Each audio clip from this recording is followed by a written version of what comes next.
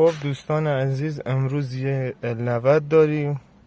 فرمانش کاملا پوسیدگی داره و آمده بره یه اجرای فابریک. ما این کار رو میخوایم با چسب و برش انجام بدیم، بریم که داشته باشیم.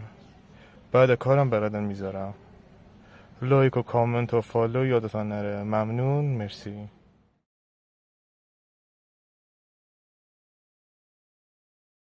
خب دوستان عزیز، اینم پایان کار L90 با چسب و برش به درخواست خود مشتری.